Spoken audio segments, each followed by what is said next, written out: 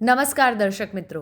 સમગ્ર ગુજરાતમાં જ્યારે ધીરે ધીરે હવે નવરાત્રિના 9 દિવસોનો માહોલ જામી રહ્યો છે, ત્યારે અરવલ્લી જિલ્લાના મોડાસા શહેરમાં આવેલ જે 4 મોટી નવરાત્રિ કે જે રમઝટ, કુમકુમ, કચ્છ કડવા પાટીદાર, રામપાક છે, ત્યાં હવે ધીરે ધીરે ખેલૈયાઓ ગરબે ઝૂમવા આવતા હોય તેવું નજરે પડી રહ્યું છે.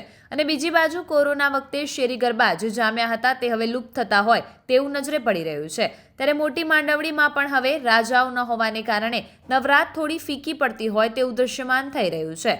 પરંતુ ક્યાંક ખાણીપીણીના સ્ટોલવાળા પણ આ વખતે રાતા પાણી રોવાનો વારો આવે તેવું દેખાઈ રહ્યું છે. અને આયોજનકર્તાઓ છેલ્લા દિવસ સુધી હાર માને તેવું લાગતું નથી. આવા જ અવનવા સમાચારો માટે જોતા રહો અર્થ પડકાર ન્યૂઝ.